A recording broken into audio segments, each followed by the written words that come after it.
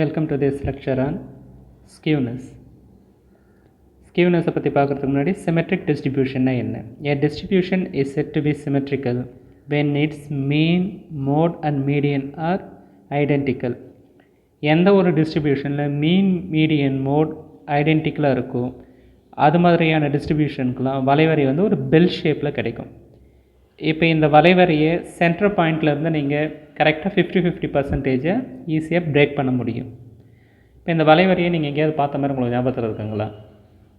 12th கிளாஸில் normal டிஸ்ட்ரிபியூஷனில் வந்திருக்கும். அது ஒரு பெல் ஷேப் கர்வாக இருக்கும். இது மாதிரியான டிஸ்ட்ரிபியூஷனுக்கெலாம் பேர் வந்து symmetry distribution.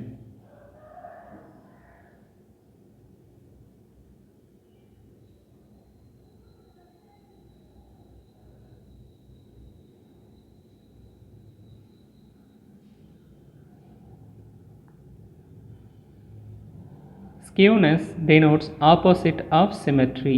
It is lack of symmetry.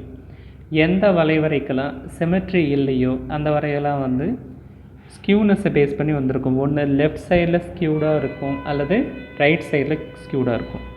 A distribution which is not symmetrical is said to be skew symmetrical distribution.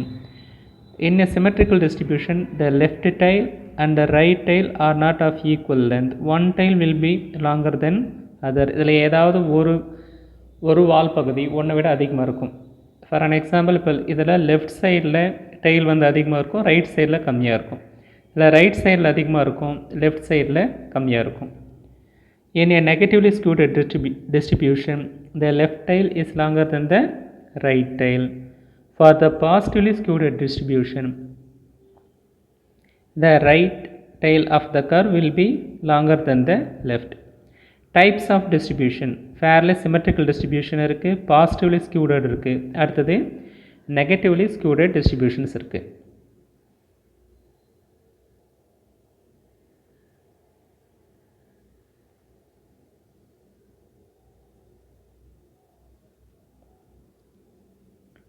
இப்போ ஸ்கியூனஸை கண்டுபிடிக்கிறதுக்கு மொத்தம் 3 விதமான மெத்தட் இருக்குது. என்னென்ன மெத்தட்னா Karl Pearson coefficient method, Bowley's coefficient method, அடுத்தது மொமெண்ட்ஸை பேஸ் பண்ணி வரக்கூடிய மெத்தட் ஒன்று.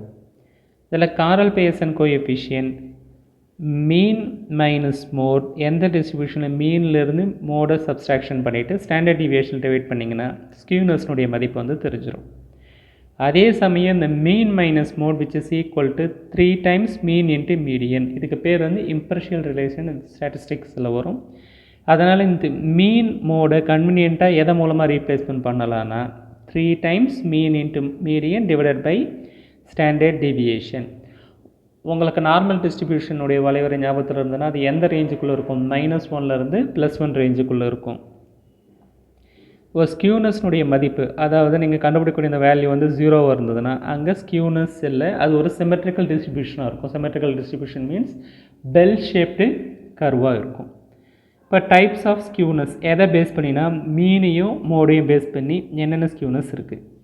தேர் is no skewness in the distribution, அதாவது ஸ்கியூனஸ்னுடைய மதிப்பு 0 ஆகுதுன்னா இப்போ ஸ்கியூனஸ் 0, ஸ்டாண்டர்ட் டிவியேஷன் இன்ட்டு 0 என்னவாகும்? 0. Mean minus mode equal to 0, mean equal to மோடாக இருக்கும். அடுத்தது the distribution is positively skewed. Mean minus mode, standard deviation strictly greater than standard deviation into 0, 0. Mean minus mode strictly greater than 0, which is implies mean strictly greater than mode. அடுத்தது the symmetric distribution is negatively skewed. Mean minus mode divided by standard deviation strictly greater than 0, மீனுடைய மதிப்பு strictly less than mode. இது வந்து negatively skewed distribution.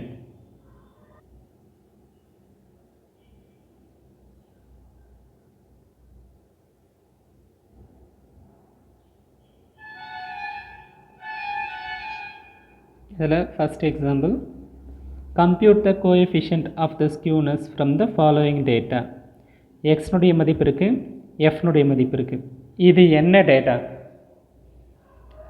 முதல் problem discrete டேட்டாவை base பண்ணி find out பண்ணியிருக்கேன். Continuous டேட்டானா அது ஒரு இன்டர்வலில் இருக்கும். இது டிஸ்க்ரீட் டேட்டா. நான் டிஸ்க்ரீட் டேட்டாவுக்கு காரல் பியர்சன் கோஎஃபிஷியன்ட் கண்டுபிடிக்கிறதுக்கு மீன், மோட், ஸ்டாண்டர்ட் டிவியேஷன் எங்கள் 3 பேரையும் ஃபைண்ட் அவுட் பண்ணிவிட்டு அதை ஃபார்முலாவில் அப்ளை பண்ணும்போது ஆட்டோமேட்டிக்காக எனக்கு ஸ்கியூனஸ்னுடைய மதிப்பு தெரிஞ்சிடும். அப்போ இந்த ப்ராப்ளத்தை அட்டன் பண்ணுறதுக்கு முன்னாடி உங்களுக்கு என்னென்ன தெரிஞ்சிருக்குன்னா, மீனை எப்படி ஃபைண்ட் அவுட் பண்ணுறது, ஒரு டிஸ்க்ரீட் டேட்டாவுக்கு மோட் எப்படி ஃபைண்ட் அவுட் பண்ணணும், ஸ்டாண்டர்ட் டிவியேஷன் எப்படி ஃபைண்ட் அவுட் பண்ணணும். அதனால் யாராவது இதை படிக்காமல் இருந்தீங்கன்னா ஒன்ஸ் அகெயின் கோ மீன், மோட், ஸ்டாண்டர்ட் டிவியேஷன் இதை எப்படி ஃபைண்ட் அவுட் பண்ணுறதுன்னு படிச்சுட்டு அதுக்கப்புறமா அந்த ப்ராப்ளத்துக்கு வந்தீங்கன்னா ஈஸியாக இருக்கும். இதில் அசியூம்டு வேல்யூவாக நான் எதை எடுத்துக்கன்னா ஏனுடைய மதிப்பு வந்து 9 எடுத்துருக்குறேன். மீடியன் கண்டுபிடிக்கும் போது அசியூம்டு வேல்யூ மிட் பாயிண்டில் எடுத்துருக்கிறேன் 9. ஃப்ரீக்குவன்சி எழுதிட்டேன். அடுத்தது டியினுடைய மதிப்பு ஃபைண்ட் அவுட் பண்ணணும். T equal to X minus 9. எக்ஸிலிருந்து 9 கழிக்கணும். அது 6 மைனஸ் 9னா -3. அடுத்தது 7 மைனஸ் 9னா -2. 8 மைனஸ் 9னா -1. இதே மாதிரி மற்ற வேல்யூலாம் ஃபைண்ட் அவுட் பண்ணிடுறோம். அடுத்தது எஃப் இன்ட்டு டி. எஃப்பை டியாக கூட மல்டிஃபிகேஷன் பண்ணும். 3 into -3 -9, 6 into -2 -12, 9 into -1 -9, 13 into 0 0, 18 into 1 8, 5 into 2 10, 4 into 3 வந்து 12. அடுத்தது D square, FD square. FD square means டியை ஸ்கொயர் பண்ணி எடுத்துக்கணும். இப்போ டியை ஸ்கொயர் பண்ணிங்கன்னா -3 ஸ்கொயர் பண்ணும்போது 9. அதன் பிறகு தான் நீங்கள் எஃப்ஆ கூட மல்டிஃபிகேஷன் பண்ணணும். -2 ஸ்கொயர் பண்ணிங்கன்னா +4 +4 6 கூட மல்டிஃபிகேஷன் பண்ணும்போது 24. அடுத்து -1 ஸ்கொயர் பண்ணும்போது 1 multiplied with 9 and so on. FD ஸ்கொயருடைய மதிப்பு. அடுத்தது அதனுடைய சமேஷன் கண்டுபிடிக்கிறோம். அடுத்தது குமுலேட்டிவ் ஃப்ரீக்வன்சி. குமுலேட்டிவ் ஃப்ரீக்வன்சி எப்படி கண்டுபிடிக்கணும்னா, இங்கே 3னுடைய மதிப்பு எழுதி இந்த 3 கிராஸில் 3யும் 6யும் ஆட் பண்ணும்போது 9. அடுத்தது 9 கூட ஆட் பண்ணும்போது 18, 18 13 கூட ஆட் பண்ணும்பொழுது 31.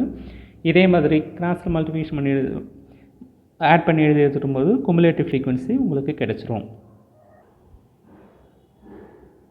இப்போ மீனுக்கான formula equal to A plus summation of FD divided by summation of F. ஏங்கிறது அசியூம்டு வேல்யூ. நான் அசியூம்டு வேல்யூவாக 9 எடுத்திருக்கேன். நீங்கள் 8 எடுத்து கண்டுபிடிச்சிங்கனாலும் இதே ஆன்சர் தான் கிடைக்கும். ஏனுடைய மதிப்பு வந்து சமேஷன் ஆஃப் எஃப்டி எங்கே இருக்கிறாருன்னா 0 divided by summation of F வந்து 48.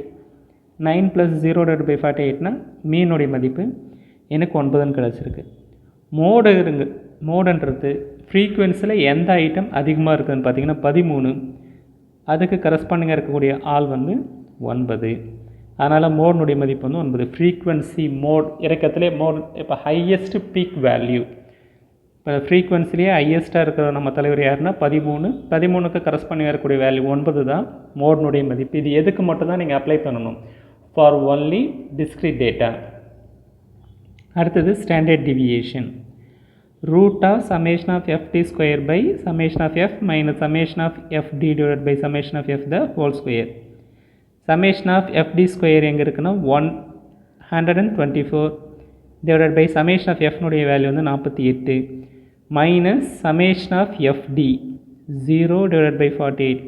0வை 48ஆல் டிவைட் பண்ணிவிட்டு அது ஸ்கொயர் பண்ணிவிட்டு தான் மற்ற வேல்யூ சப்ஸ்ட்ராக்ஷன் பண்ணணும். இங்கே மேலே இருக்கக்கூடிய வேல்யூ வந்து 0 வந்துருக்கு. அதனால் இது கம்ப்ளீட்டாக 0 ஆகிடும்.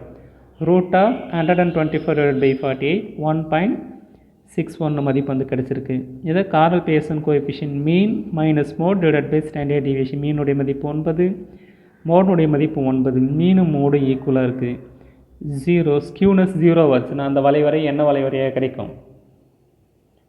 ஒரு பெல் ஷேப்டு ஒரு சிமெட்ரிக்கல் டிஸ்ட்ரிபியூஷனில் ஆன்சர் வந்து கிடச்சிருக்கும்.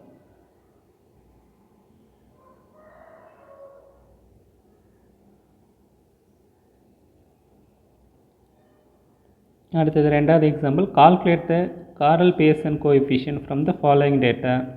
Life time in a month, number of mobile. 30 மாதத்துலேருந்து 40 மாதம் வரைக்கும் எத்தனை மொபைல் இருக்கும்னா 4 மொபைல் இருக்கும். அதேமாதிரி 40 மாதத்துலேருந்து 50 மாதம் 6 மொபைல்ஸ். அத்தனை மொபைல்ஸினுடைய லைஃப் டைம் வந்துருக்கும். இது என்ன டேட்டானா கண்டினியூஸ் டேட்டா. இதில்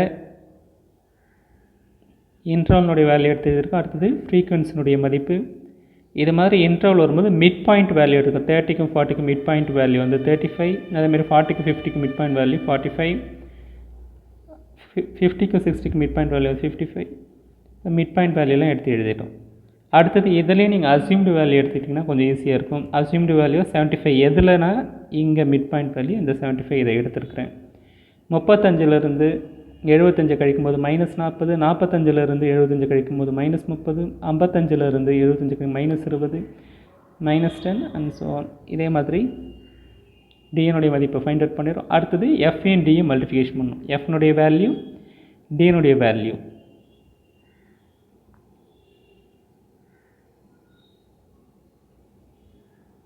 ஃபோர் மல்டிஃபிகேஷன் வித் -40 -116 கிடைக்கும். 6 multiplication with -30 -180. 8 multiplication with -20 -160. 26 multiplication with -10 -26 0. 28 multiplication with 0. இதே மாதிரி எஃப்டினுடைய மதிப்பு கண்டுபிடிச்சிடும். Summation of FD. அடுத்தது எஃப்டி ஸ்கொயர். இதில் நல்லா கவனிக்கணும், டிக்கு மட்டும்தான் ஸ்கொயர். டிஏ ஸ்கொயர் பண்ணிவிட்டு அதுக்கப்புறமா எஃப்ஆ கூட மல்டிஃபிகேஷன் பண்ணணும். அடுத்தது ஃபைனலாக குமுலேட்டிவ் ஃப்ரீக்வன்சி. குமுலேட்டிவ் ஃப்ரீக்வன்சி 4 எடுத்து எழுதிடணும். 4 இங்கே இருக்கக்கூடிய 4 எடுத்து எழுதணும். 4 ஆட் வித் 6 10. அடுத்தது 10 8 ஆட் பண்ணிங்கன்னா 18, 18 26 ஆட் பண்ணிங்கன்னா 44. இதே மாதிரி கண்டுபிடிச்சிட்டு வரணும்.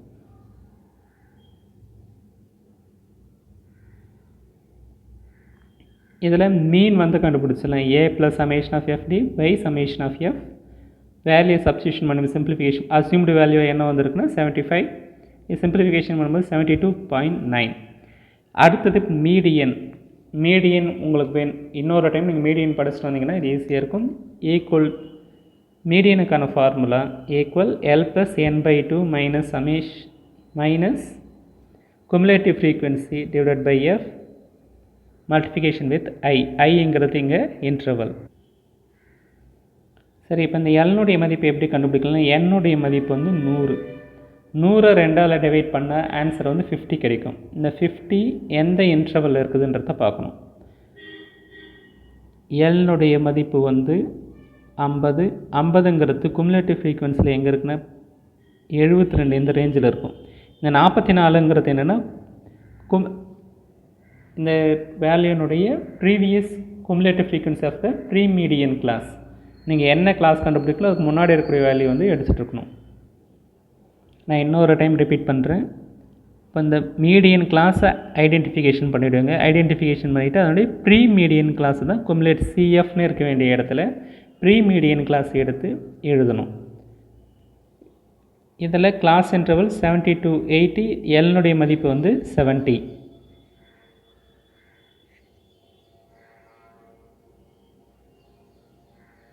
எல்னுடைய மதிப்பு 70, என்னுடைய மதிப்பு 100.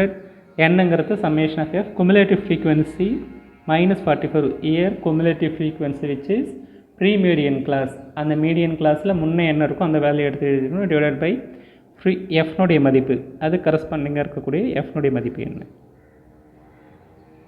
எஃப்னுடைய மதிப்பு வந்து 28.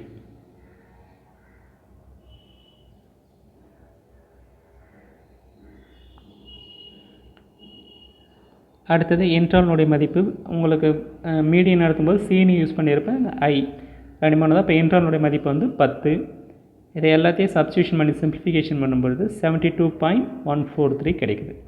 அடுத்தது standard deviation as usual summation of FD square by summation of F minus summation of FD by summation of F the whole square. Summation of FD ஸ்கொயர்னுடைய மதிப்பு summation of F, summation of FD மதிப்பு, அடுத்தது summation of F. இதை divide பண்ணிவிட்டு வர மதிப்பு தான் square பண்ணணும்.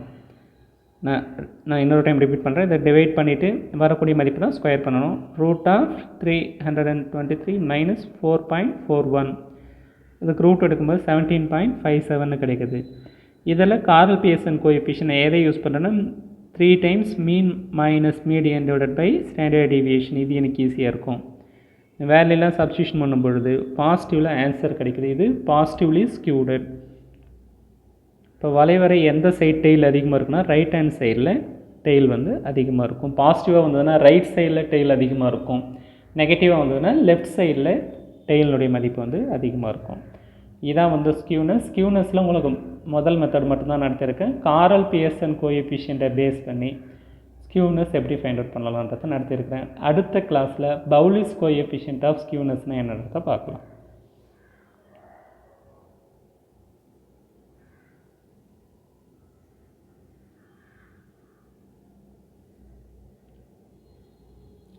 Thank you so much for your listening.